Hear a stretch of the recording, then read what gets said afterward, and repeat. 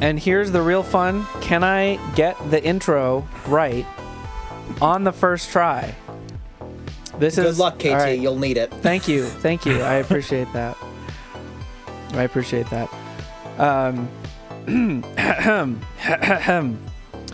Hello and welcome to the Provisional Nerf News Network podcast. I'm KT of Family Foam Sport, and I'm here with my co-hosts, Vile Mods and Joltking 627. I said it right this time. Yay. How are you? Congratulations. Yay.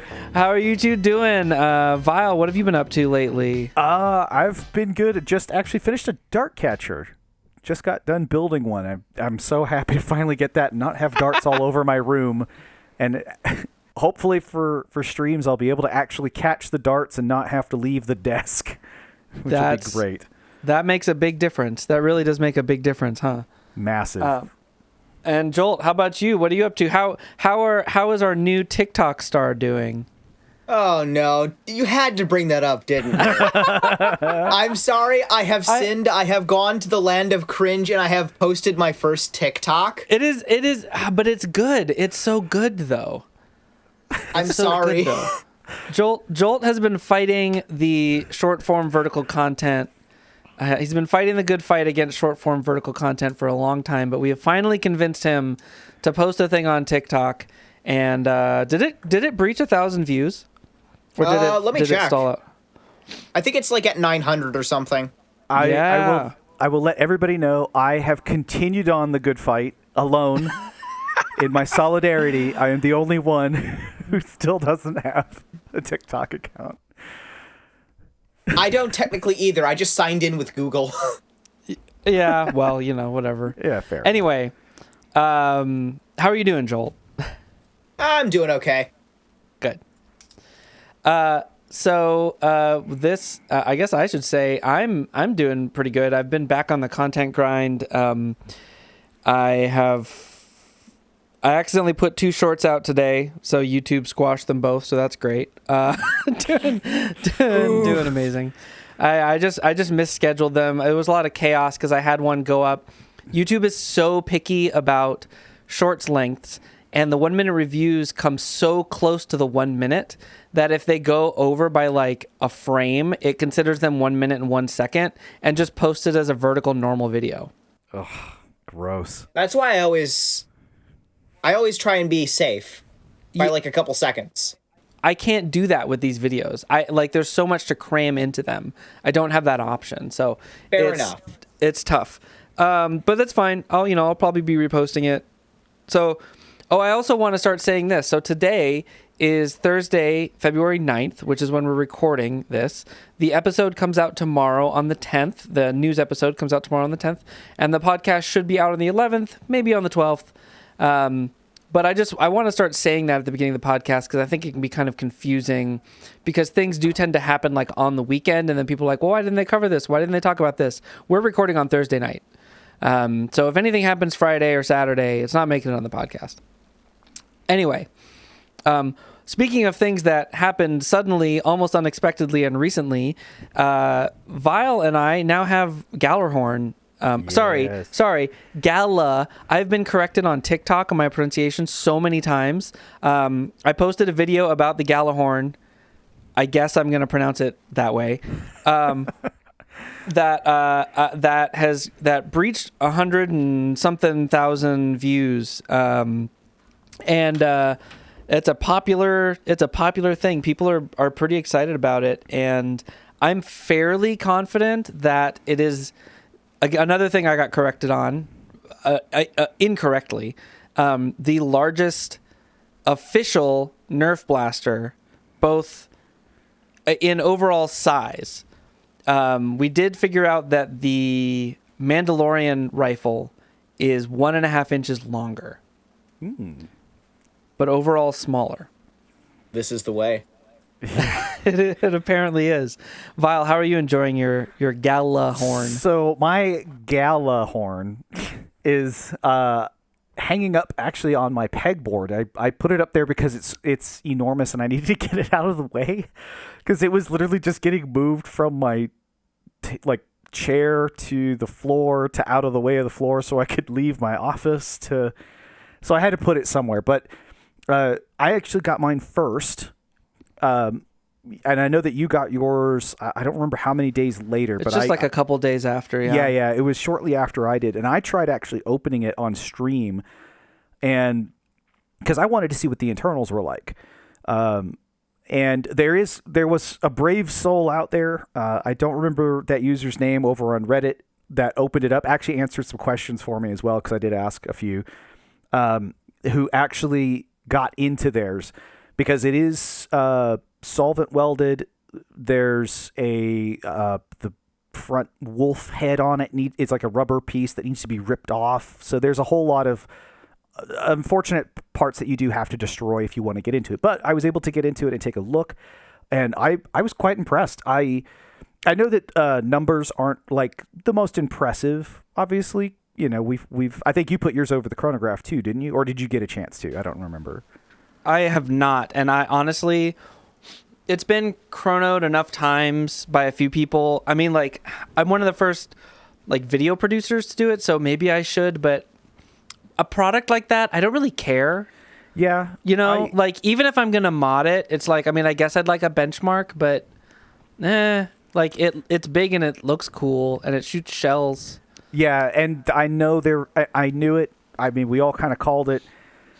There are so many 3D printable shells already being available now. There are just tons and tons of stuff, which is really fun out of something like this. You can put Mega XL, you can put singled megas, singled, half darts, just kind of do whatever. Shooting a single half dart out of a shell, out of a blaster this size is the funniest concept I could possibly imagine. It is. Why not do something actually useful, like, I don't know, singled ultra? Actually, didn't somebody do a triple ultra? Didn't somebody? I'm sure. Probably. I haven't really kept track because I don't have one. But yeah, when I got into it, I was surprised. It is a heavy, heavy blaster. It is by far one of the, as KT was saying, I weight compared it in one of my videos to a Prometheus with the battery. It's heavier. A Vulcan with all the attachments. It's heavier. Is it heavier than the Vulcan with the batteries? I did not put batteries in, but it was so much heavier than the Vulcan that I think it still might be, or at least they're very comparable. It's 6Ds for the Vulcan, so you never know. No, I know. Yeah, it's a lot of battery. Yeah, and I mean, at one point I weighed a Vulcan with the batteries in it. I think it was when I was comparing the weights of a bunch of blasters to the Flip 32, and I think I weighed a bunch of blasters, including the Vulcan with the batteries in it, and it comes out surprisingly light. I think the Flip 32 compared unfavorably to the Vulcan with batteries in it. It doesn't look that heavy. It's heavy. It's a pretty annoying. heavy one. Yeah, it's weirdly I need to get heavy. one to try. Yeah, I don't know. I mean, I'm speaking off the cuff now. Like, now I actually want to put it all on a scale again, but yeah, the Gjallarhorn. Point is, the Gjallarhorn is heavy. Very. I gotta be honest, I'm just gonna call it the Gjallarhorn to piss the most people off. Gjallarhorn. I will say, when I did get into it though, it was sort of as I expected. It looks very similar to Mega XL internals. If we do get the ability to get maybe printable parts of the ones we have to remove, for people out there who are looking to potentially want to get into it or whatever, it looks like it could probably do similar mods to a Mega XL. Just putting that out there, you know, for those that are adventurous enough. But that's a real option. Yep. The other thing that I think is really interesting about this is sort of keeping track of when people are getting them, when people are getting their shipping notifications, because this has been sort of the ongoing problem with Nerf Limited is they promise things by a certain date, they make you pre-order it, and then they become available in advance of that, direct from Amazon or whatever, and they become available in other ways, and people who didn't pre-order it get it before people who did, and sometimes at less cost. And this one went a little bit better because the initial orders were so much more limited, because at first you had to do it, you had to have it in game. in order to order it. And like I said last time, I went through someone else who did it in game. But Vile, you just ordered it. Yeah, I was able to get it because they did say that after that initial pre-order, right, it would be available to just anyone else. And I was and able of course to get they it. said stuff. They said stuff like if there's enough left, and like there was enough left. Like we all kind of knew that was going to be the case.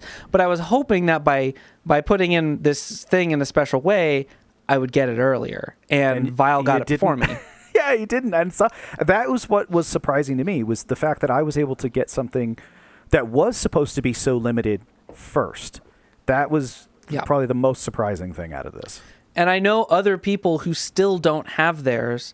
Who one of the things we talked about too is Vile is closer to a shipping center. I live in an area where shipping is kind of a nightmare. But even accounting for that, mine was later. Like I got my notification later, and it was picked up by the delivery service later. Like it was just later. So still a mess, I guess, is what I'm trying to say. Like this one went a little bit better because I think because it was a little more limited. And like the Needler seemed okay. I feel like I got it at a reasonable clip. But like I would like to see, you pre-order it and you get it like weeks before it goes up for sale. If you're going to make people go through the rigmarole of pre-ordering something and potentially paying more, they should at least get some like exclusivity on the thing, some like real exclusivity. And it has not been that way. Yeah, I would agree on that. It's frustrating when, when even I'm going to put this out there. I used to work at GameStop, but the whole point was like, that was why you pre-ordered. But, even back then, there was a set date, there was a set time. You would get bonuses because you were pre-ordering it, because they could, companies in general are supposed to use that as a way to, gauge how much interest there is in this particular product, whatever it is. Yeah. So it's still kind of strange how they sort of, I don't know, what's the best way to call it, ham-fist this whole thing. They just kind of, just whatever, just throw it out there and we get it when we get it, sort of. Totally. And the Boba Fett blaster, I guess, is the next one, and like one person has gotten it. We almost covered this in the show, but I've just decided it wasn't that interesting. But just there's like one YouTube video about the Boba Fett blaster, which is just like a little shell firing whatever. Right? It has its own weird shells. Joel, do you know anything about that? It basically, it's a revolver. It's a 4-round revolver, and it has... It's basically a drop cylinder strong arm with less capacity. Got it. And probably a weaker priming mechanism. Yeah. If that's even possible. From what I understand of the Boba Fett, it does look like most of the older Star Wars blasters, especially... it looks really good as a prop, especially for people who like to do cosplay. I think it's definitely sort of like the Mandalorian, right? It was supposed to be like that. You say this, but there's one issue I have to say. You look at the other side of the blaster, and there are so many humongous screw holes. Really? It's so ugly. I haven't seen it. Oh, that's a shame. It's horrendous. That's rough. Yeah. I mean, it's not like the Gjallarhorn doesn't have those. It's just they're so small compared to the blaster. Yeah, right. with this one, it's like there's just so many of them. It's ugly. Yeah, there's no other way to describe it.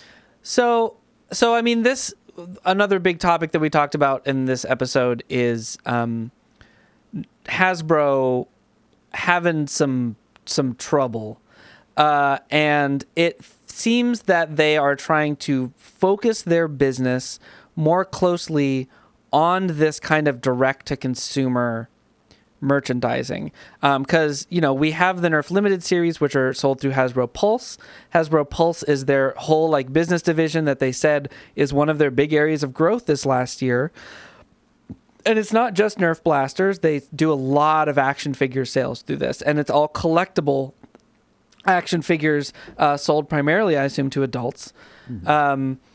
And it's interesting.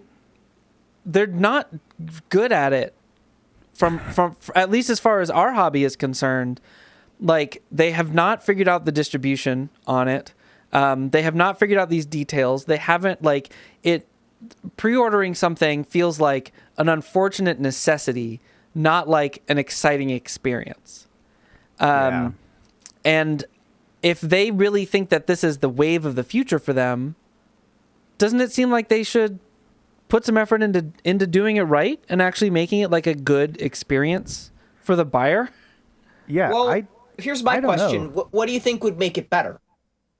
Well, as I was saying, Jolt, normally pre-orders are supposed to have an incentive. It's an incentive for the consumer to pre-order it, which then in turn tells the companies, whatever their product is, it gives them an estimate of how their sales are going, how the product is going to be moving, how there's a lot that should go with that. So it's very strange to see a company that's this large fumble it so badly. The pre-orders should be the pre-order. It's almost like Kickstarter, right? A lot of companies will launch on Kickstarter not because they need it, but because it's a way to drive, product sales and to get people to talk about it. It's kind of a weird way to use something like that. Kickstarter was supposed to be this for that. And it's kind of strange that pre-orders are now kind of weirdly not being used in the way that they were originally intended for. That's what I think is kind of strange from such a large company. If I'm in a pre-order, I feel like I'm being punished. I don't feel like I'm being rewarded for my... Like, if you're the business making me pre-order something, you should be rewarding me for putting my trust in you, that you're going to deliver on the product that you've promised me. If you're going to have a download code that comes with the Needler or whatever, it should only come with the pre-ordered blasters. And if you buy the blaster later, it's the same price, but you don't get the code. Or something like that, or you only get the special packaging if you pre-order it. It's the incentive. Just something. There's got to be some kind of incentive. I would say that the incentive would be that you're guaranteed to actually get one, but then we've seen every single one of these afterwards is basically just available sometimes at a discount on like Amazon. Well, exactly, and that's what we thought that's what it was going to be. We thought that it was going to be if you don't order it, it won't be available, and then they've made it seem like that. And then they've proven again and again that is not what's going to happen. Yeah, it's really upside down. It's kind of strange. I don't know the purpose or what they're thinking. And I saw about the whole Hasbro layoffs. I did read some of the stuff from comments and people online. Different things who were arguing about it back and forth of some people trying to say how you don't understand where businesses are, and other people saying like how can't they get this right. Obviously, since we don't know what's kind of going on behind closed doors and what's happening, it's just strange, again, to see something that was kind of a tried and true method of how this works, and then see them do it so poorly. It leaves a lot to question. What's going on? What are they trying to achieve? What are they trying to get out of this? So what's their bottom line? Because we've even seen, even with the action figures, that a big argument I kept seeing was action figures that used to be $20 are now $35, $40, and then people are mad because they're like, but we have no incentive to pay that much for these as well. And I don't know if the action figures are having the same problem as we are with the limited line for blasters, where are they pre-ordering it and then not getting the incentives? Are they getting it later than other people? I'm not really sure, but it does leave a lot, to question on the motive behind it and how they're kind of messing it up so much. At least on our end, how it looks like they're messing it up. Yeah, that makes sense. Yeah, it just seems like if they're saying this is the future, this and tabletop gaming, I guess, is the future of their business. Yeah, you got to do more. They just got to do more. But instead, as they lean more into the licensing and the the tie-ins, they're giving us an Optimus Prime Jolt. Yep. With very unfortunate positioning of the T-pole in the action figure mode. It is true. Yeah, I didn't really want to mention that. in the news segment because obviously I was covering that one. And I did mention it as well in the news segment where it is the first one that's going, from robot to blaster, because before we never really had that. We just had paint themes, or we had the decals like the San Diego Comic-Con versions, or the two ones that would transform into just like hands that had blasters already being held. Right. And so this is a first, which I think is cool. I think it would be cooler, though, or really awesome if they could actually make it go robot, vehicle, blaster. If you could make a 3-in-1, you might have me sold. You might. That's harder, I know, looked. But that is I got cool. it wrong. It's the barrel, not the T-pole. Yeah, no. Yeah. Which is almost worse. It really is. Yeah. Yeah, it's questionable. But again, I did say, I know that they are, because I believe the article was from CNET, if I remember correctly, where it was originally teased. They were even talking about how, obviously there's a new movie coming out. So clearly they're trying to build up hype for a new film and so on. And maybe it's just one of those things where they're trying to pump out a product really quickly. Who knows? Well, it's funny too that we're just seeing the one so far. Yeah. Actually, I'm sorry. You know what? That's not true. The part that we didn't cover about this is it's actually part of a product line of toys, but they turn into different things. There's one that turns into like a mask, and there's one that turns into something else. I don't know. There's just Optimus Prime is the only one that turns specifically into a blaster. That's right. It's also just sometimes that it's sometimes that they just do one-offs. Like, not many people noticed, but there have been a couple, like, what's it called? My brain's farting. It's that one, like, Japanese thing. What's that called? Not Kamen Rider, it's the other thing. Power Rangers. Oh, Power Rangers. Power Rangers had a couple of blasters, but they were always like one-offs. That's really right. funny that you couldn't remember that because I grew up with Power Rangers. Yeah, so did I. It was that one too. I remember seeing it. It was recent. Actually, I just saw it at a thrift store. There was like this one weird Power Rangers one, and it was just kind of came and went out of nowhere, and it was a fairly recent blaster, I think. What the heck? There was another one as well. But they were like a year or two apart, so it's not like they were all one line. It's that every once in a while you'd get one. Yeah. So, just looking through this article on the Transformers stuff again, and again, it's worth pointing out, similar to Dungeons and Dragons, this is a Hasbro owned IP. They own this IP. So when we get charged up for the IP, it's because they can charge us up for the IP. It's not because they have to pay a licensing fee to someone else. Right. Like with Marvel or whatever. But so this one turns from blaster into robot. There's what's his name? Bumblebee, and another one, Optimus Primal. They both turn into masks. And then additionally, there's an Optimus Prime Smash Changer.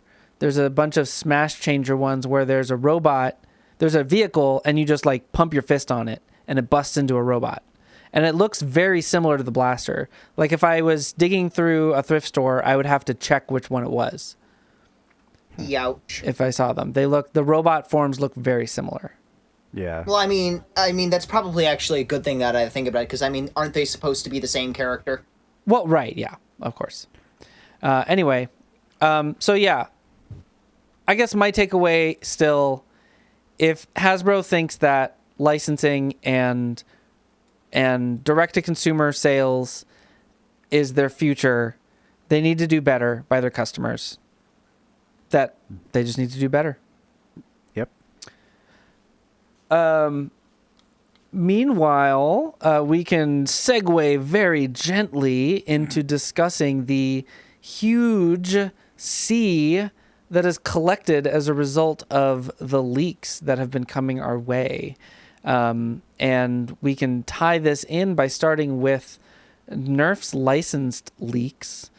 Right now we have more Fortnite stuff, which looks to be maybe a new shell type, because it sounds like it might be one of the sniper rifles. One of them at least might be one of the sniper rifles. The Storm Scout. Fortnite. Storm Scout. So the two things were the Storm Scout and the Blue Scout. And I put sort of... It's actually the Blue Shock, not the Blue Scout. Well, Blue Shock is what... Wait, are you telling me that the leak was called Blue Shock? Yes, it says Blue Shock, not Blue Scout. Oh. Did I just screw that up? Is that really the case? All right, well. Yeah, I'm looking right at it. Okay. All right, well, anyway. One of them's a sniper rifle. Listen, man, there's so many of these. There's these tiny little pictures. It's literally photographs of like a target scanner or store something. computer or a tablet or something. Storm Scout. Blue Shock. Yep. Nope, I totally got it wrong. All right. Well, that's fun. Whoops. Well, let's see. Well, let me look that up then. Okay, yeah. So Blue Shock is the wrap, but the leak doesn't say anything about what kind of blaster it could be. That's true. Blue Shock, because remember, we did see that even with the Frosty, because they had the AR as well as the rocket launcher. Yeah. So even though it is a skin, it doesn't lead us down anything of what particular skin on what particular blaster. Now, again, I haven't played Fortnite, so I don't know if the skin is only on the AR. No idea, but we'll see, I guess. Even if we did have a name, we might not know if it's a different version of that blaster, because if you look, some of the stuff where they've been doing these skins wraps have been similar models from the game, but it's a completely different blaster. Like the SMG Zesty, I'm assuming would be similar to the SMG that was like a semi-auto Right. flywheeler that we got, but the Zesty is a Springer. Mm-hmm. So in the previous round of leaks, we had a Nerf Fortnite Rad AR, which we suggested could be there's a specific wrap that has rad in the name, the radiation themed wrap. But it says AR, right? Yeah. And that's how, because the Zesty has a longer name. It's the SMG Zesty. Yeah. Mm-hmm. And so that's how we know what blaster it is. But this does not say what blaster it is. It's just a wrap name. So we'll just have to wait and see, I guess. And then beyond that, though, there's the Minecraft one, which I actually think is kind of interesting because, like I pointed out in the video, we've only had a micro shot of the Ender Dragon previously. And this looks like we're getting a $40 Ender Dragon blaster of some kind. What do y'all think that could be? Honestly, I have no idea at this point. With the Dragon power line having all the dragons as blasters in so many various ways, it really could be anything. Well, and that's why I thought it was funny that Palarin Dusk from Dungeons and Dragons just gets a jolt. I was going to say it's a micro shot. Yeah. It's going to be a micro shot. Yeah, $40 micro shot. Great. Amazing. Yeah, I mean, it'd be our luck, that upsale. But, it really could be anything. I mean, I don't know. We've seen a lot of really weird stuff coming from the Minecraft line. That bow. Yeah. Like really, that's true. Kind of, it's easy to think about it and be like, well, is it going to be a flywheeler or is it going to be a Springer? But like realistically, we have to think about stuff like the bow that we got recently, and that was like the flywheeler bow, but you like pull the string to rev it. It's very, very strange. The sword thing that came out. The single shot sword. Very strange stuff. So it could easily be that weird. Yeah, I mean, we're just starting to see. I actually have it right here. The Dungeons and Dragons.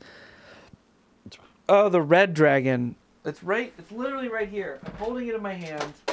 I can't remember the dragon's name, but it's Themberchaud or whatever it was. Themberchaud, thank you. It has a rubberized tail that you like wrap around your arm. I haven't done my review on this yet, but it's very, very strange. And I feel like I like that they're interpreting characters in more playful ways. I really do like that. But at the same time, so far, I can't in good faith call this thing a good blaster. And so if the Ender Dragon goes in this direction, it's like, well, yeah, if you do something really cool and weird and creative, that's awesome. Please do it. Please do it well. I mean, it's I would say that I do like seeing them trying something new, at least with the D&D stuff. I think looks really cool. Like when I got to see them in person, I was like, the little 2-shot one, I don't remember, it's that kind of turquoise dragon. Rancor. Yeah, Rancor, that's the one. I really liked it. I thought it looked cool. I was like, I like these kind of fun designs. Personally, I do, because it reminds me of the old Max Force line. Have you? Oh, yeah. Oh, yes, that's true. Have you held one yet? I've only seen it in the box. I haven't had it out of the box yet. Spoiler alert for my coming review that I'm working on. Great if you're left-handed, because the tail wraps around to the right side of the grip. Oh. And so if you hold it with your right hand, I'm doing it as if y'all can see me. As you hold it with your right hand, your palm hits the part of the tail and you can't hold the blaster straight. So if you point your arm out and you hold it in the way that's comfortable, it points off to the right at like a 30-degree angle and it hurts the back of your thumb. If you're left-handed and you hold it, it's actually reasonably, I should say, comfortable. The tail stays out of the way of your hand and it actually works. So what you're saying is it's an offhand blaster. It is an offhand blaster. Heck if yeah. you're Well, at least right-handed. for me, it's an offhand. But yeah. It's kind of cool. The other thing that I think is relevant to this, another spoiler alert, I guess, for my upcoming reviews that I'm working on, but Elite Junior is a little bit baffling to me because I really like what they've done with the concept of the line. But what I don't understand is why we don't have things. We're talking about Max Force and we're talking about the dragon-shaped stuff and we've got Dino Squad. Why are the kid blasters why do they just look like blasters? Why couldn't those be the Dino Squad Junior line? I always felt that the Dino Squad was supposed to be like what Elite Junior is trying to be. It always seemed like it was targeted toward a younger age, and I don't know why they didn't just do that. I would be so excited to convince people on Elite Junior power level, like Stego Smashes with a big grip on the back. Incredible product right there. That would be amazing. Kids would love it too. Kids would adore that. I mean, like, even, like, I'm looking at some of the old Max Force line, like, while we're talking, like, the Razor Fin, right? It was beautiful blaster. It was such a beautiful blaster. You could literally, you didn't even have to have a dart in it, and you could get the little, spines to flip up on its back and stuff, like, on the top of it, Like, this stuff is fun. I'm an adult, and I think it's fun. And Totally. I have one and can confirm it is fun. And comfortable, surprisingly. Exactly. And it is very strange, and it is kind of, disheartening to hear that, obviously, kind of like you're saying, the kid line is more kind of just generic blasters as opposed to something more fun. And granted, we see the stuff from Roblox line, we see the stuff from the Minecraft line, we see stuff from the D&D line, and these are all, they're might be goofy, but at least they're kind of more for the audience, right? You would think that that's more in line for the kids, but the ones for the kids are just kind of basic. It's kind of sad, really. Even if they were just animal themed, just make them jungle animals, make them fish or something, Max just something funny and silly. 2.0. Insects. There's been multiple like freaking X-Shot did a bug attack line. They weren't shaped like insects, but they had like a theming to them, and they had like Nickelodeon goop on them and stuff, and it's like that would be so much more fun for kids of that age. Same with the Dino line that they did They did their own dino version that had like eggs and stuff like that as well. And they had like, they're still doing that. They still have them. You had the little like blade on it type of thing for your melee attacks. Obviously they weren't rubber. You don't want to hit him. But it was, the whole point was like you're attacking the dinosaurs, the little eggs and stuff. It was more, it was on brand. It was themed. Like it was fun, right? Yep. So. Well, and then so one last license thing to mention. I was really surprised to see that the license for Avatar, this gigantic, how much money does this movie cost? Ridiculously high budget movie. Ridiculous amount of money. The toy license for like a foam launching toy went to Zing, who make, for anyone not familiar, they make bows that use elastic, like surgical tubing type elastic to launch these arrows. They go far. They're dangerously powerful. They're dangerous. I mean, even though sort of the Nerf hobby sort of like sees it as like a tangential thing, they're actually banned at most games because the velocity and the weight of the projectile itself, and the projectile usually has like hard plastic parts on it.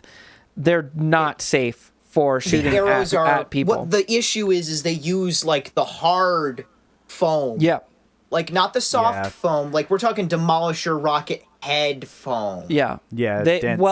And they usually have. Yeah, that's right. They use Demolisher rocket foam, but they shoot at like so many more times the velocity. These things will go over 100 feet easy.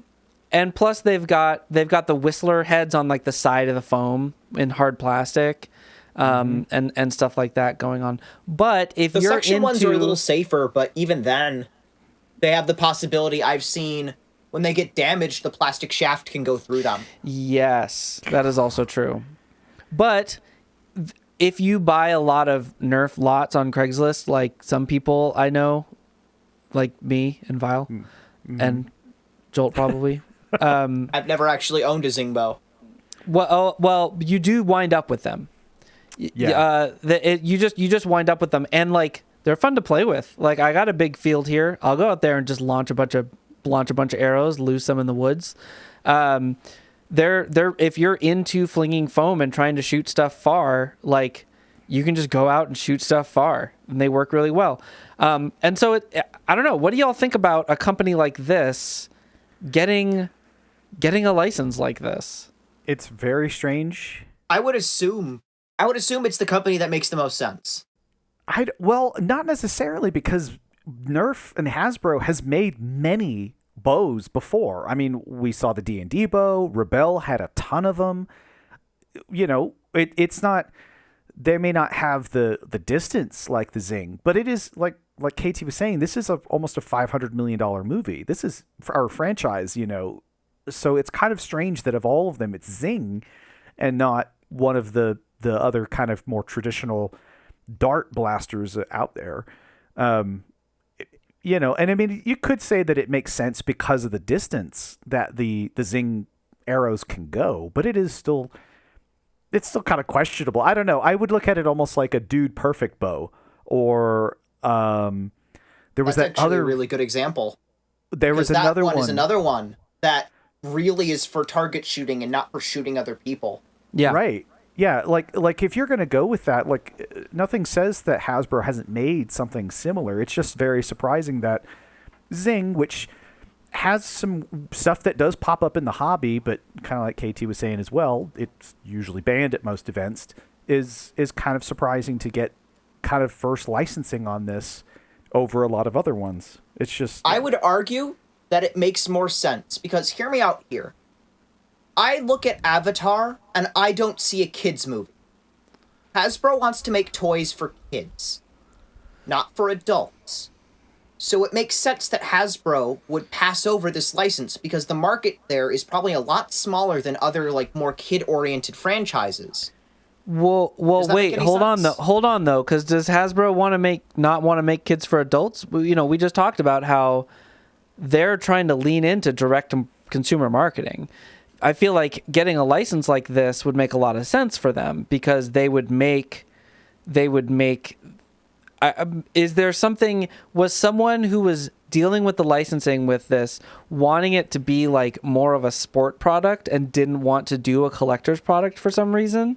Because that's the only reason Hasbro wouldn't wind up with the license, because I mean, theoretically at least, they could really sell a limited series Avatar bow. But how many people would buy that? Well, I don't know. I wonder. I mean, how many people bought the Dude Perfect bow, though? How many people bought the Aliens pulse rifle?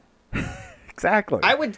That's a fair point. That's a fair point. And it is something like that. Like, the only thing I could potentially see is if we do look at a lot of the tie-ins that that Hasbro has, like, Nerf in general. It's Marvel. It's, a lot of different stuff. Things that are actually owned by Disney.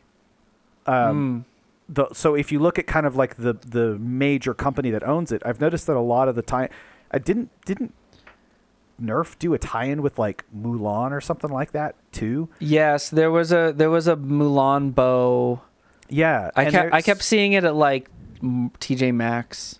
Yeah, same. I kept seeing it somewhere, but what I see is that they do a lot of tie-ins with Disney. Maybe it's one of those things where it's just they work, Hasbro themselves, like as a corporation, works with Disney, or maybe there's some kind of deal, because Avatar is 20th century, so maybe that has something to do with it. That's true. But isn't 20th Century Fox literally owned by Disney? I do my best to know as little about this as possible. So yeah, same. I have no idea. Same. I mean, I know that there was a merger thing. So I mean, I assume they are related. But here, look at this. Look, the magic of the internet. Is Avatar owned by Disney? That's literally all we want to know. From the beginning, Disney, which won the rights to Avatar with its acquisition of 21st Century Fox in 2019, has woven promotion for The Way of the Water into its other IP. So, who knows then? So, yeah, it is Disney. Yeah, they got him only a few years ago, so that's, I don't know, again, it's kind of surprising. You were onto something there for a minute there, Vile, because I remember, if you'll look at some other licenses like Universal, where they did the Jurassic World movies, and Dart Zone got the license for those. Has Dart Zone had any other licenses? Not to my knowledge. I think it was just Jurassic That's World. the only one I can think of. And we got the three. We just got the three blasters, right? Blue, and the one that jammed for me a lot, and the Pro one. The Pyroraptor and Jurassic Pyroraptor. Pro. That's the one that jammed for me a lot, and the Jurassic Pro. I think it was just those three. Yeah. Okay. It is time for Name That Blaster, or What's That Blaster, or whatever I called the game. This week it is Vile's turn to pick an official Nerf blaster from any point in Nerf's history, and read us the official description of that blaster with the ammo type and the name of the blaster removed. And for me and Jolt to attempt to guess what that blaster is. If we are not able to figure it out right away, we have three potential lifelines we can ask for. One of them is the original year of release of the blaster. The other one is the official original stock capacity. And the final one is the original retail price. Last week, Jolt picked the Snapfire Delta. Sharpfire. Sharpfire Delta. Sharpfire. Oh, come on. See, I don't even know. I don't even know what it is now. The Sharpfire Delta, and we came close, but we did not guess it, despite using a couple lifelines. The week before that, our first episode, I picked the Diatron, and Jolt immediately knew what it was.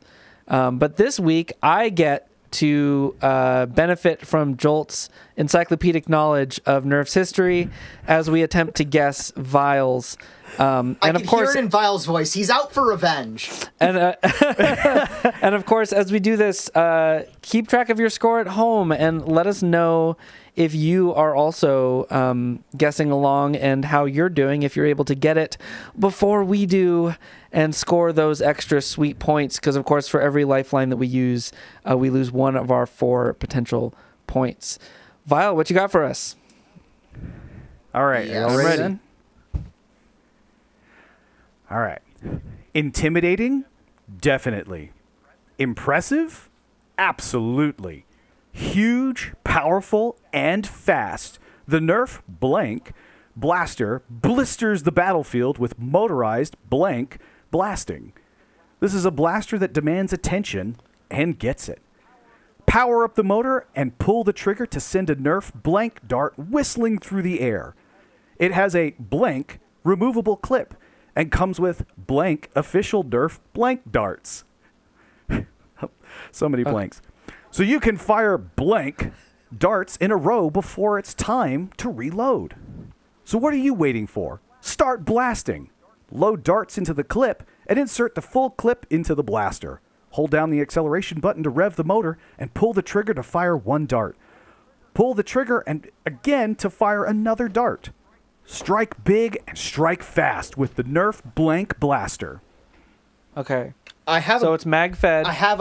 It's motorized. I have a guess. I have a very decent guess because What are you thinking, Joel? What are you thinking? It's very obviously a flywheeler. What gets me here is that it's big and intimidating, right?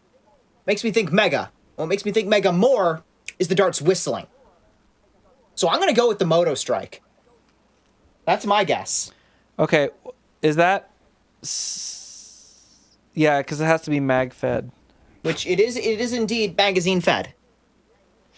All right. Before we do that, I'm trying to think. The only other whistling dart option that could be mag-fed is Ultra, which would be the blue. Except the Strike, which was the magazine fed one that had, and the Amp. Those came with AccuStrike and regular Ultra, respectively. Well, that's why I'm saying there's the one that was like the that was because both of the Screamer ones were revolvers. Yeah, they were revolvers because it was the Ultra 2 reimagined into like a bigger blaster. Yeah, the Scream Machine, and there was a version of the Ultra 1 that was Screamer. The Scream Machine, that's what it was called, the Scream Machine. My only concern is that is exactly the type of thing that Vile might pick. Oh, most definitely. He's out for revenge. If it whistles, the only whistling ammo types were old whistlers. What really makes me think it's not that is it being both a flywheeler, semi-automatic, and magazine fed. Because the only things that would have been like semi-automatic with like whistler darts is the barricade, and that's not mag fed. Right. It's not mag fed. Even things like the mag strike, which take clips. That's full auto. You know what? I'm willing to go with this. I that makes sense to me. Because I missed the whistling. Because I definitely heard motorized. I definitely heard mag fed. I knew it was blank darts, which could, like, when you hear blank darts, it could just be elite. But like, it seemed like it kept coming back so much that it had to be a different type of dart. And I hear you, especially on the intimidating part. It's also definitely bigger, a recent blaster, intimidating, because they say official Nerf darts. They've only I think they've only started saying that recently. That's true. Okay. Didn't they say that actually on older darts too? I thought that was part of their thing for the end because stripe line, wasn't more it? recently, I mean, like in the last since like maybe what was it 2020, they've started putting only use official Nerf darts as one of their big marketing things on the side. Right. Okay. Okay. Well, Joel, if you're confident, I'm semi-confident, but I'm also with you. very worried that Vile is he's probably grinning right now. I can't think of, because like it's very well known that the only mega magazine blasters are the Moto Strike and the Centurion. And the heavy SR and the Busby Boss. Well, we're not going with Busby. But you're right, the heavy SR as well. But the only flywheeler is definitely the Moto Strike. I'm really trying to rack my brain for any other kind of whistling dart. I can't think of anything else that would go in this and fit. Okay, all right. I'm down if you're down. All right. Final answer: Moto Strike. We are correct. It is the Moto Strike. I wanted to try to keep you both, because I knew Jolt was probably going to know this one, but I wanted it with the whistling darts because I knew that was probably going to be the only one, like the only little key part that might get your brain racking a little bit. Yeah. That was it. Well, clearly it was. Yes, the whistling darts was the biggest one. Okay, well, that means, so the way it works is the two people who are guessing get points. So for me and Jolt, that's 4 points each. So that means that Vile and I are both at 4 points, and Jolt is at 8. Because nobody has used a lifeline and then got it correct yet. We have so far basically Jolt has known immediately what everything is. So we're going to have to start challenging Jolt a little more. You guys are going to pick the most obscure crap, aren't you? Well, you're making it so we have to. That's fair, actually. So moving on and continuing with the leaks, it seems like everybody is trying to go pro now. We got leaks from Dart Zone through Target, as well as X-Shot, and well, I guess the Dart Zone, one of the Dart Zone things was confusing, and Vile, you and I were talking about this because it says Covert Ops, which is usually their full-length dart thing, but it said Covert Ops and it also said Max in the same description. I think I had a feeling, doesn't the description for the Max Striker also say Covert Ops, though? I think it does. Does it? Well, the Striker also can do full lengths, though, can't it? Yes, the Striker can. Yeah, so if you were to look at it, and that's the problem, is the name is Max Outlaw, and it could be... Maybe it's hybrid, maybe it's also hybrid. That was where I was kind of confused. Okay, so Dart Zone Covert Ops is the actual branding on Target's website. I'm looking right here. It actually says, shop all Dart Zone Covert Ops under the Dictator. So I think that's just now the one. brand. Now, if you look at the full length darts, it actually says Covert Ops on it. Now, if you search Covert Ops, it just pulls up Dart Zone's product. So that was the problem that I was having, was when I was originally looking and writing it up, I couldn't quite find any clue as to what that could be, which was why I kind of left it open. And the same thing, the Dart Zone. Covert Ops is going under all of these blasters that are all full length, and I do see, like, for the Dictator, it does say Covert Ops on it as well, but that's like the only one from Dart Zone that is half length only. So that's where the speculation part really came in, because I was like, okay, when you look at the Dart Zone, full length box, it does actually say on the initial listing, Dart Zone Covert Ops 200 count darts, right? And then it's kind of difficult because there's not really much to go off of other than that. There's only one in the lineup that is half length only, and that's just really the Dictator. But because it has a name, like Max Dictator and obviously Max Striker, Max Outlaw could be another one of the pro lines, and then the other one could be obviously one of the, like, something similar to the Vulcanator or like Speed Drum or whatever. Speed Drum. Which is a possibility. But again, form and functionality, is it half dart only? Is it full length? Is it going to be, exactly pro line, or is it going to be, there's a lot to speculate on it, because the price range as well is actually cheaper. It was $32 was the high end one, which was, if I remember correctly, wasn't that the Max Outlaw? I believe, I don't remember. But the other one was like $25. That's a really low price for pro line stuff. That would be so the close. Thunderbolt, which is the non-Max one, is $25, and the Max Outlaw is $32. And that is confusing because, again, if you look at the pro lines, at least from Target, most of their stuff is $50 and up on pro level stuff. And when you look at the Vulcaneer, that's a double mag fed flywheeler, blaster. And then, that's right around the $30 price range. So it was kind of, it's really, yet again, speculation. Is it going to be a flywheeler? Is it going to be is the Max Outlaw going to be like a pistol version of something for the Pro line? Because even then on the Pro line from Target, the MK2 was like an $80 pistol. Right. When it first came out. It was actually quite expensive for what My it was. money is on an Aeon reskin. That's what my money would be on, because the Aeon was $25, and that's with Walmart subsidization or whatever.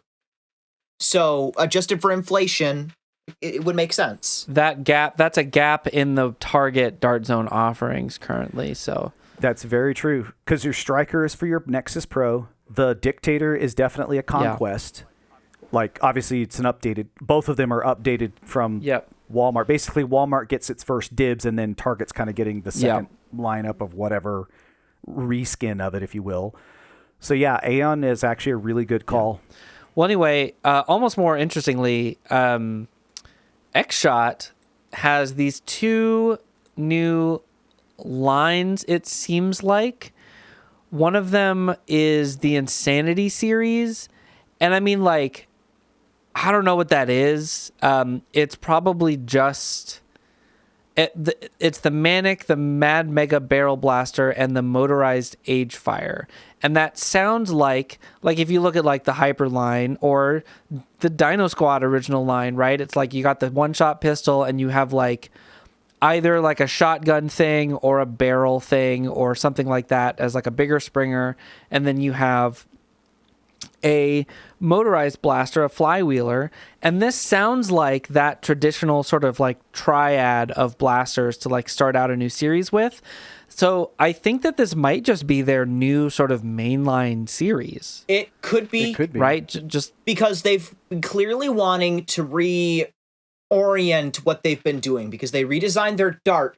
If you'll notice, the biggest change is those darts, because the new ones have actual more similar normal dart tips, because the old X-Shot darts, the main reason they never did flywheelers, I suspect, is because their dart tips didn't compress in that manner. And now we're seeing possibly a flywheeler in this lineup, and that makes me think that's may have been why they redesigned their darts, is to open up that possibility.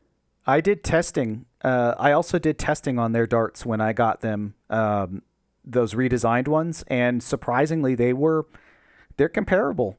I would still say there are some better options out there, but for a flywheeler, at least in like I was comparing them with Waffles, comparatively, they weren't that far off. They were a little bit lower. I don't have a way to weigh them, but I suspect they're a slightly bit almost lighter weight than, say, a Waffle. But they still performed relatively good in a flywheeler setup. So I'm seeing that one, the $50 one, the Motorized Age Fire, that definitely could be X-Shot's, foray into flywheelers, which is definitely something they've been missing in their lineup. They have never done a flywheeler, to my knowledge. Yeah. Maybe even more interesting is the Pro Series 1 Sinister. I just realized they all... Insanity. What if Series 1... I can't figure out what the 1 is for. There's a 1 in every single one of these. And I wonder if it's like Insanity Series 1 and Pro Series 1. I don't know. Speculating. Anyway, X-Shot now has a blaster leaked with Pro in the name. I feel like this is going somewhere obvious. Now we've got the big four now, because Nerf Pro is the stupid gel fire crap. Dart Zone Pro obviously is a thing. Buzzbee Pro technically exists in the form of the Tryon, because the Tryon is made in Buzzbee's factories. Right. And now we've got X-Shot Pro. Well, is Nerf Pro that, or is Nerf Pro? Because I think Nerf their Pro attempt at Pro is I think it's Hyper though. No, literally, don't- it's Nerf Pro Gelfire. Oh, it actually is. Oh, that's right. Yeah, it actually has that in the name. Speaking of gel, That said, well, but here's the thing. Well, no, we don't have to speak of gel. X-Shot's making them, X-Shot and no one also cares. gel blasters. Boom. Conversation done. But there is also another Hyper leak, and I think that that's relevant here because even though Pro is not in the name, Hyper has been their attempt at booting a new, because originally Rival was their Pro line, and now with the realization that like half-length darts perform in most situations, like long distance situations, better than Rival. Obviously Rival still has a lot of amazing uses, but Hyper seemed to be their attempt to make a new like Pro line, and they're sticking to their attempt. blasters on this one Because it's just about as bad as Rival, if not worse. With all, it's basically got all of the issues with Rival, and it doesn't feed well, so it's got an additional issue. You know, I always wondered, to be honest, with the Hyper line, if it was an attempt to go between Rival and Airsoft. Yeah, because obviously gel kind of took over from the rubber Airsoft, BBs and stuff like that, and Hyper was kind of like an in between. It's somewhere strangely in the middle there, where it's not the large Rival, which it's got its pros. I like, Rival is fantastic in a lot of games for a lot of different types of events. Obviously we've had a ton of stuff we can do with Rival. Hyper, it was weird. It was high capacity, which is a very Airsoft type of thing, having a very, very large capacity and a small form factor. And obviously they didn't really do very much for flywheelers other than the original, flagship that they started with. Everything else has basically just been hopper fed springers. And I don't know if maybe that was something they were trying to get into and dip their toe in, but maybe they're just having trouble with the ammo type. Because like Jolt was saying, they jam repeatedly, or, even the flywheeler one, I remember seeing the initial, reviews of it and watching as Hypers were just falling within a couple of feet, like you'd have a few actually fly off and then a couple would just drizzle out of the blaster. And it was pretty embarrassing, honestly. Not to mention the inconsistent rate of fire, and it sounded like it was trying to kill itself. Yeah. So I don't know. Hypers, I don't mind the blasters personally. As a modder, there is a lot you can do. They actually still use a lot of the same stuff as Rival, so the stuff inside of it is very similar spring weights, very similar plunger tubes, very similar. So there's a lot of mod potential. So for us who are doing that, that's that just gives us more, and they're not bad blasters per se when it comes to ergonomics. Like especially the ergonomics are really good. It's unfortunately just a Hyper, which has been banned. Well, the ammo is such a failure on every front. It doesn't perform well. It sticks to itself. Yeah, it sticks to itself. It doesn't load in almost any mechanism well. And there's it doesn't help that they're inconsistent. They're not even perfectly round most of the time. That is also true. But they're also they're hard to clean up, and they've been banned everywhere. And it's like it just feels like they didn't think this one through.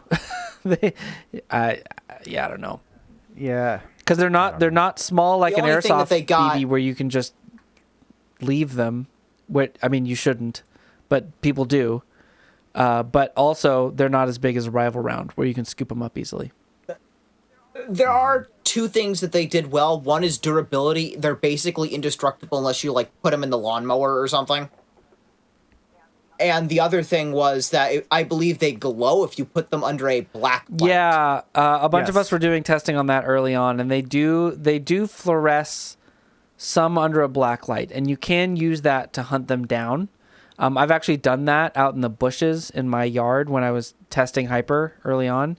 But it's a lot to have to carry. So already if I go to a game, I carry my little laundry basket thing that folds up to put darts in.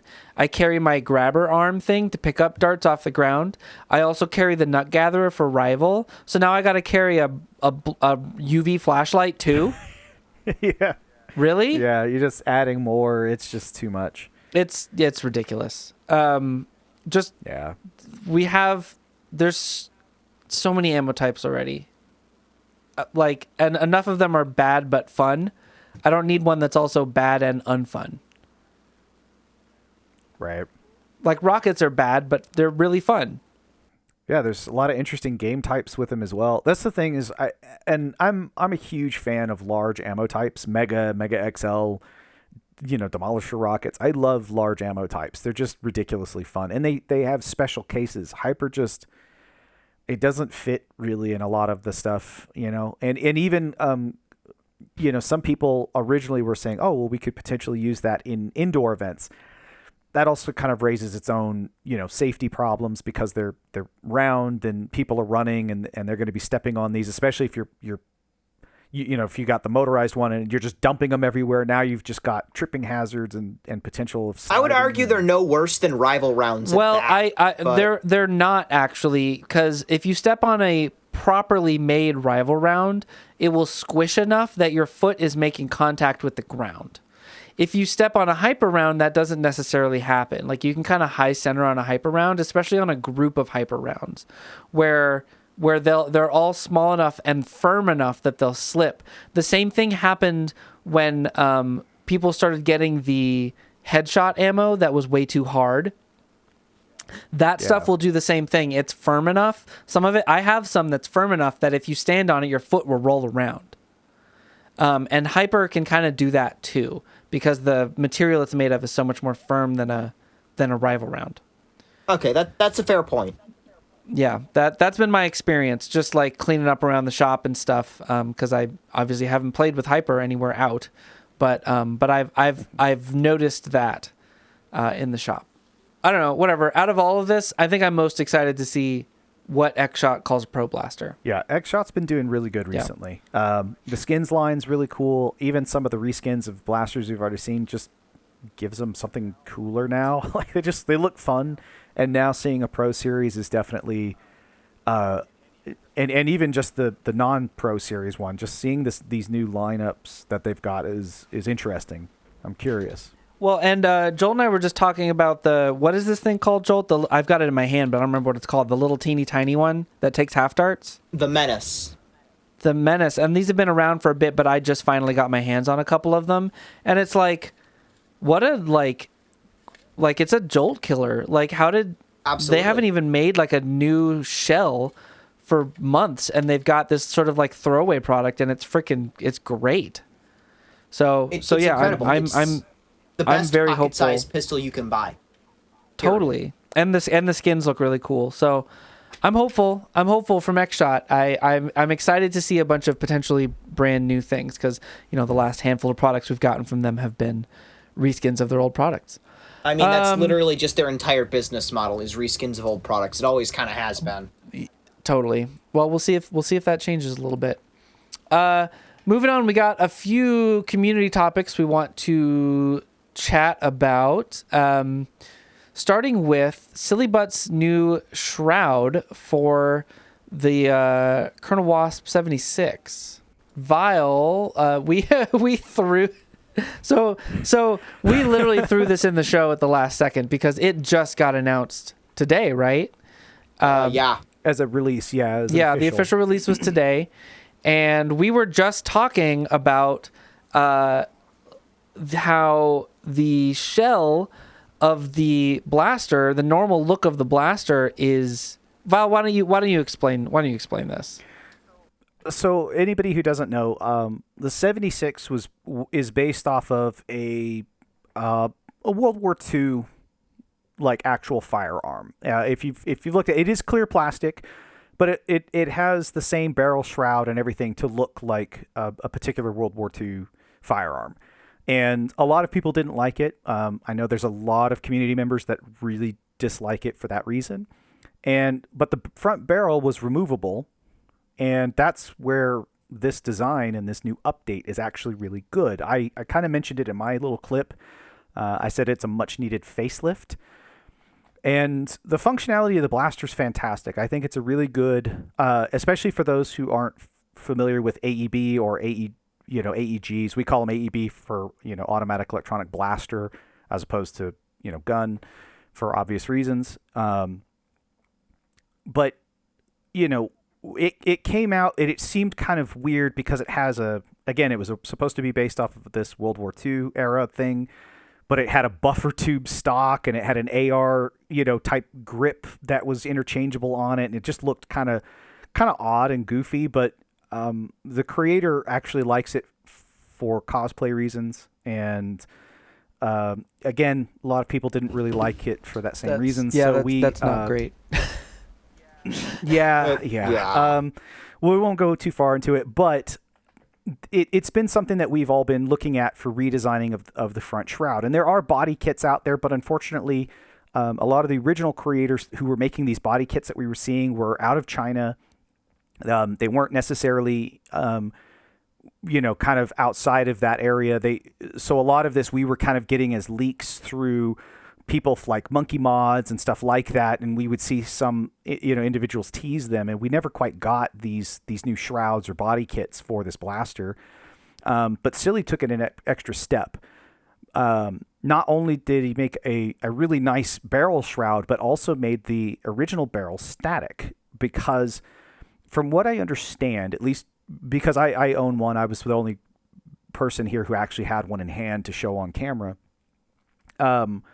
The barrel reciprocates, and when the pusher moves forward and loads a dart, it loads the dart, and then the entire dart gate and shroud, or the entire dart gate and barrel, moves forward with it, and then it seats, fires, and then returns back.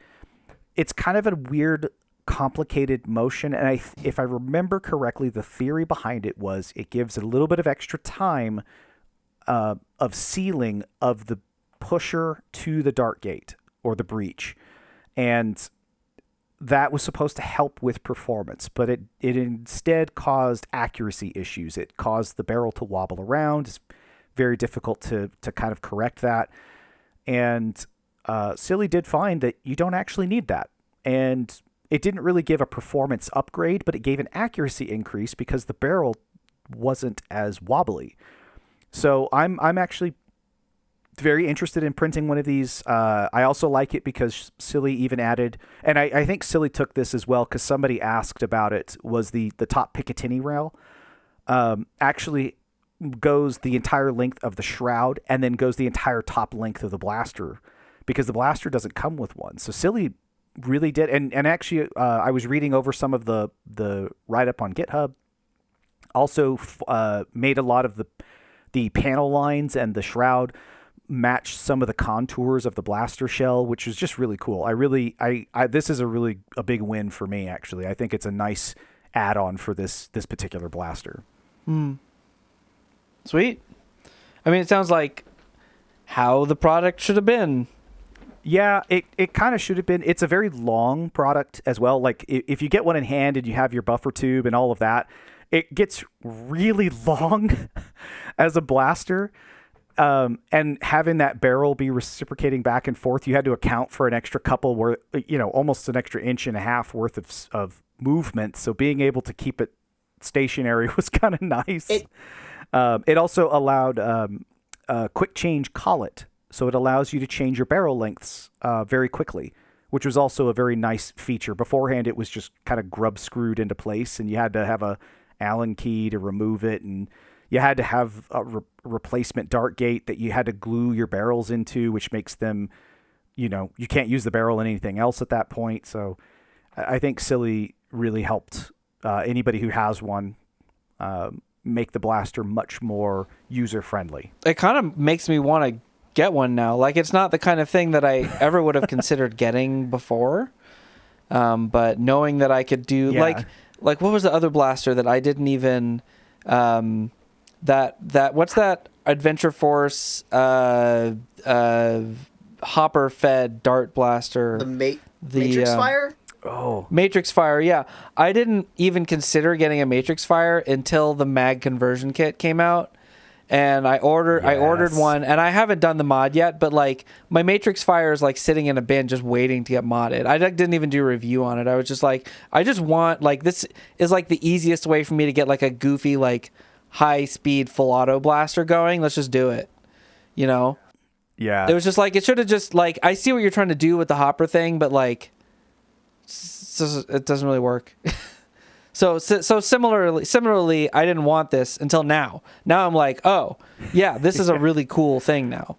I've played around with one, the 76, I mean. It's a lot of fun.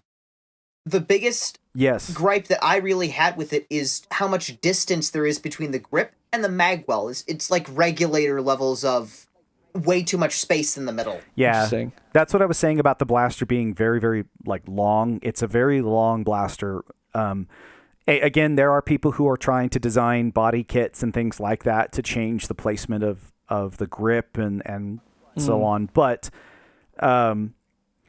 some of them are very in depth for how much you have to mod it, and some are literally just a bolt-on kit, and that's it. It's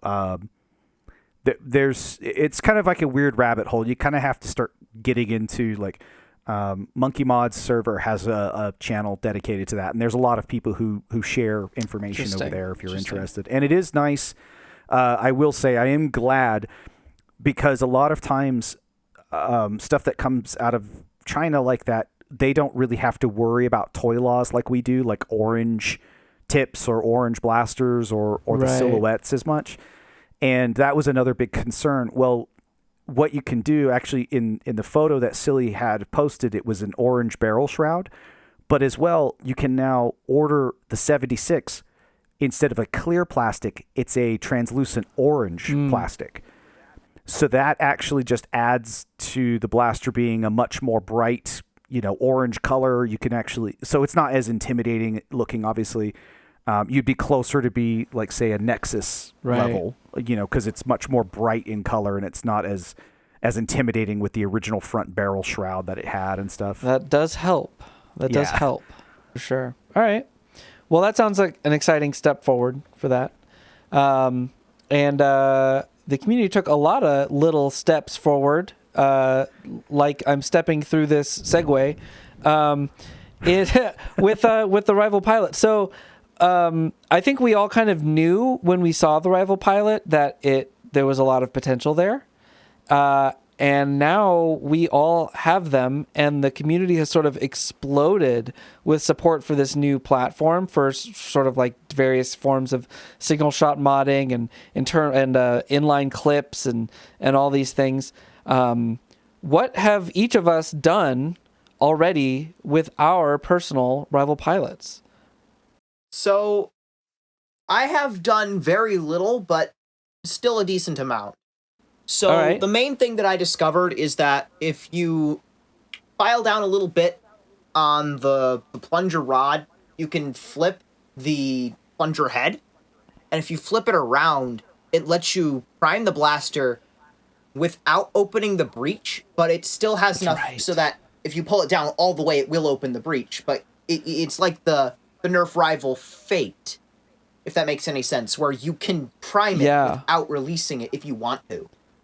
That's great, actually. That was such a big discovery. I remember when you found that out. I want to do one of mine that way. Because especially when you're using... useful for things like inline clips. Because the only thing that I've done so far is I printed a couple of... we did not figure out if it's pronounced Nebusur or Nebuchadnezzar, but the user on Thingiverse who's made all these shells, there's a few different people who've made shells now, but I printed out a few of those and have been experimenting with them, and it's really, really fun to be able to just have a pistol, drop an adapter in, and shoot anything you want out of it, more or less. And being able to prime it without popping the thing would be really, really nice. So I need to sit down and do your plunger head mod on one of them. Looks like Nebuchadnezzar isn't the only one who's done shells. Oh, really? I literally just got pinged by someone in our Nerf, the our Nerf Discord, and it looks like Foam Blasted over on Instagram has designed ultra shells. Nice. You're glorious. Set. All right, one of us will have to print them and send them to you, I guess. With a barrel that I can put in to fire ultra. Oh, I'm sure you do. Of course. I mean, what else am I going to do with mine? Even if Axel beat me to it. Right. Well, okay, and so Vile has had them open on... Actually, if you watch the episode, of course, Vile's got one on the table just the whole time. Yeah, you've been seeing me as I've been slowly modding it through all of the news segments. Well, so why don't you tell the folks what you've been working on?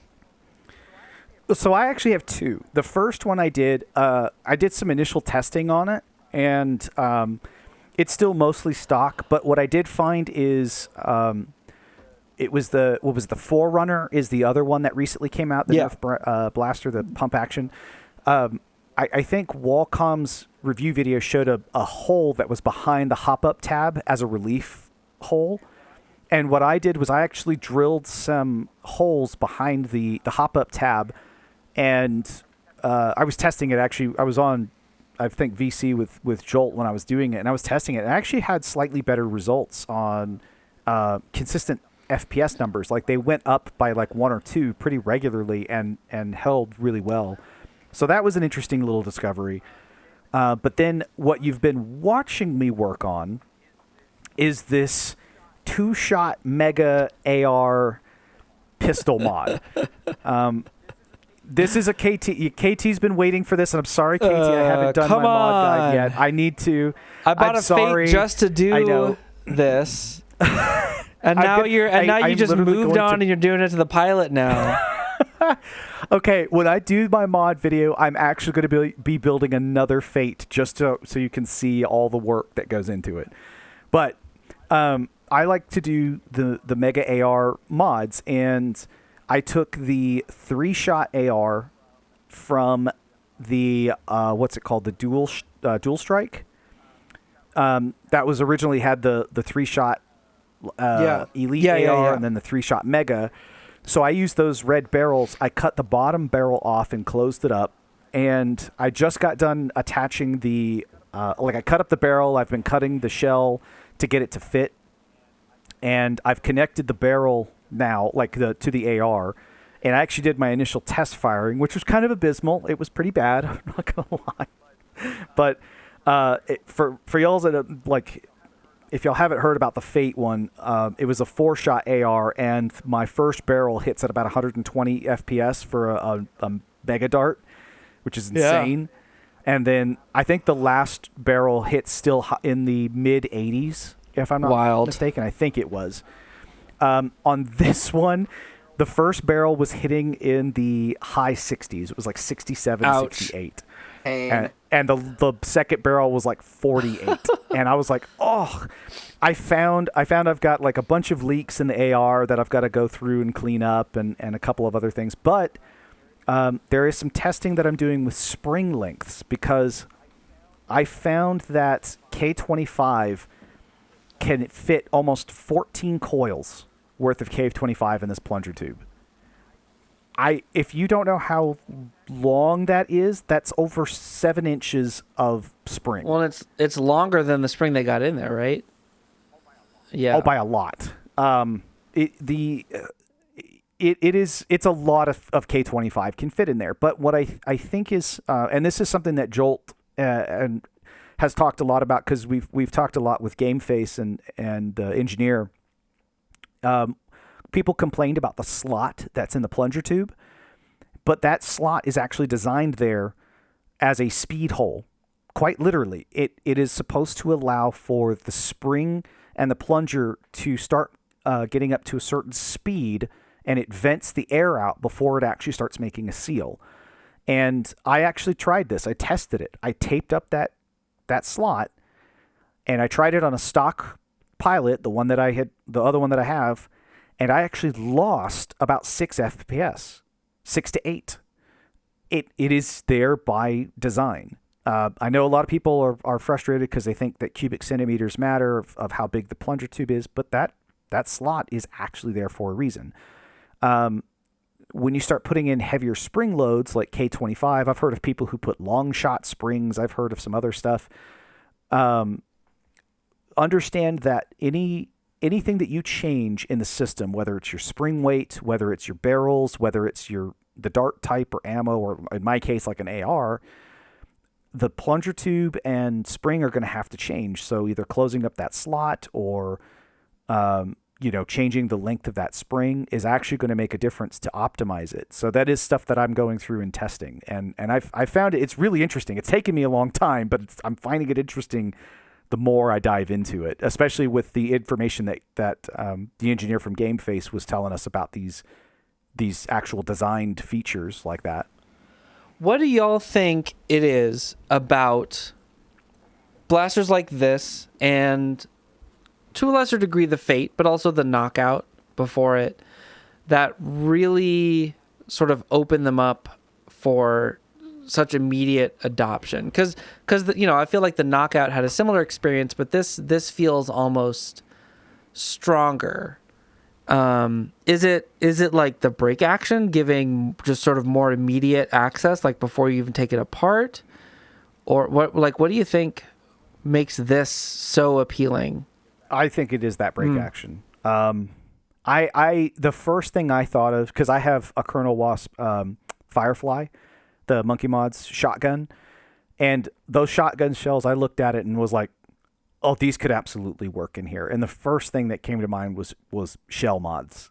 Whether it was, I've seen, I think there's a mod for fly point shells. There's a mod for the Axel did Firefly. Did the Firefly shells. Yeah, the Firefly shells. They did that. Yeah, I've obviously there's now printed ones that just drop right into the stock barrels. It was just, I mean, I saw this and I instantly knew that the community was going to go ham with it. Jolt, was there anything else that you there was saw no reason for it not when to. you were looking around putting your I love the way you did the segment this time around, just sort of like showing sort of the overall creativity of the community and how quickly we can adapt to stuff. Was there anything else that you saw that didn't make it in the episode? I saw a lot of people just singling it with various barrel material, like aluminum. Fair enough. And things like that. That seemed to be a fairly common mod. I really like the modular. See, I really prefer a lot of the more modular concepts, like the shells, like the drop-in shells and stuff that just allow you to change what it is all the time. Well, you don't even have to change the blaster. It opens the door for people who aren't going to the extent, like say I am, where I'm like cutting up a brand new blaster and I'm going to you can literally just keep it stock and just put these 3D printed shells, whether you print them yourself, whether you get a friend to print them, buy them on Etsy, it doesn't really matter where you get a hold of them, and you can change up your ammo on the fly without even having to open it up. You don't even have to own a screwdriver to do that. That is kind of where I think this goes a step further than the Knockout or the Fate did. Well, and I think that's so important to have those kinds of... That's one of the things that's nice about this sort of modern era of Nerf modding, is that there are so many really accessible things that you can do that are interesting, and you're still learning something about how they work, but so easy to do. Like literally just taking a 3D printed part and slapping it in and messing around and seeing what it can do. I think that's really, really valuable just in terms of growing the hobby and convincing people that this is interesting, that it's worthwhile, that it's fun and exercise and educational and all these really great things, is just having really accessible entry points into modding. There's got to be a starting point, and a blaster like this really makes that starting point very easy. And that's what I will say, because especially younger audiences, opening a blaster that you only have one of, if you don't have any money or something like that, seeing something that's as easy as, oh well, I've got some PVC that's sitting in the back. I can just shove that in there with some electrical tape. That's easy, and and they don't have to be scared about it, because a lot of kids I've noticed, and younger audiences, like I said, can be very scared, and the entry point now is so easy that you don't have to break, damage, destroy, or even really have that extensive of knowledge. They're making it much more easy for us. It's I have a feeling that the engineers love to see what we do, but obviously due to legalities, they obviously can't cheer us on. I have it on good secondhand word that, generally speaking, They do. Yeah. This is a thing I have heard from people who talk to the engineers regularly, some of the engineers.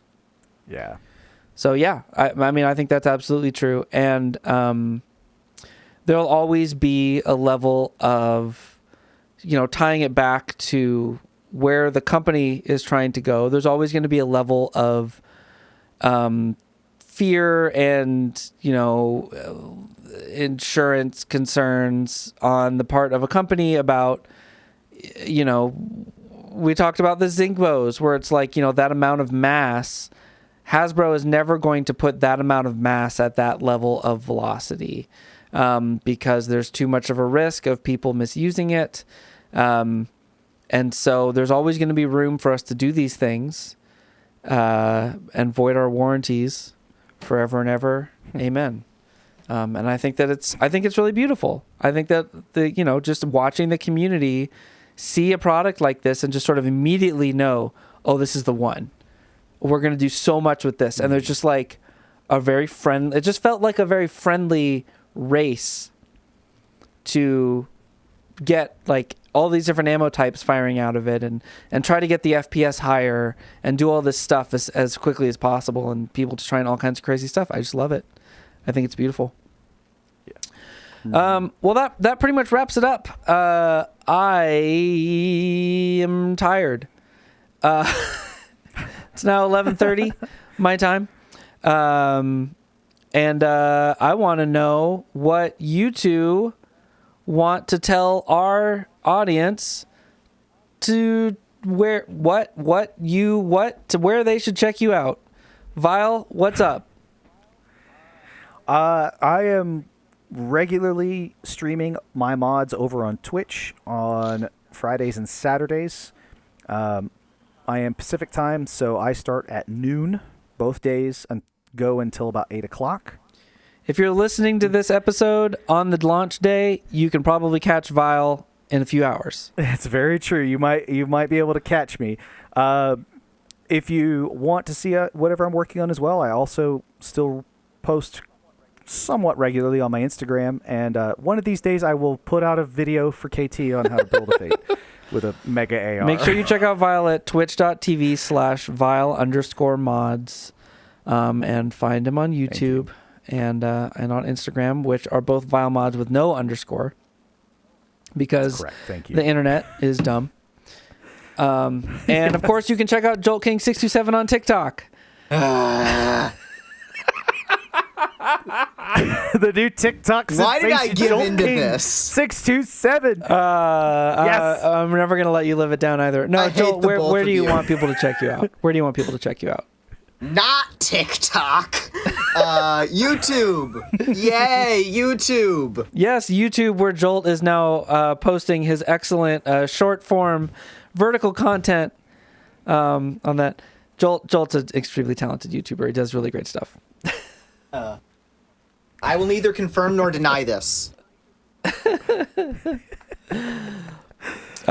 definitely check out Joltking627 on YouTube and TikTok if you're there. And of course, I'm KT Family Foam Sport. I'm on YouTube. I'm on TikTok. I'm sort of on Instagram, and it's just at Family Foam Sport everywhere. And I'm shameless now. I also write the music that appears in all these episodes. And so if you think that's kind of cool, you could check out my YouTube channel where I put my music, which is at Kinetic Turtle. And you can also, some of it, I might, if this goes somewhere, I might make an OST for the podcast and just do good mixes of all the songs because that would just be fun. So if that sounds interesting to you, let me know in the comments and maybe I'll get that done. And if you want to see it, KT also does live music over on Twitch. I am also on Twitch at Kinetic Turtle. It is very good vibes. That's right. Yeah, very good vibes. I've tuned in many. And on the streaming of building Lego. I was gonna say on a lot of the nights where Vile is not modding, I'm on Twitch doing Lego, and that sort of becomes the hangout for a lot of us. So if you want to come say hey, come say hey. Sweet. And I am currently planning on being at Maryland Mayhem.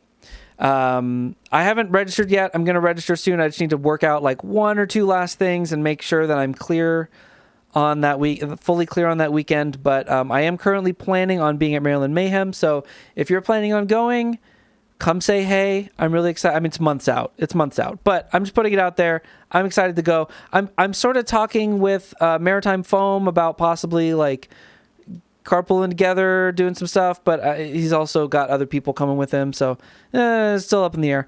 But I am planning on being there one way or another. So I'm looking forward to that and meeting a lot of the folks, meeting a lot of people. Should be a lot of fun.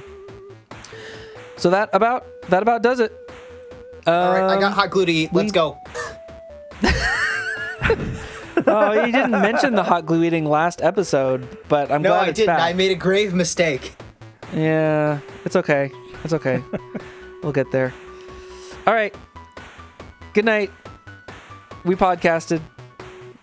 Good night. Everybody. Bye. Or good whatever time of day you're listening to this. Who knows? All right, we can stop recording now.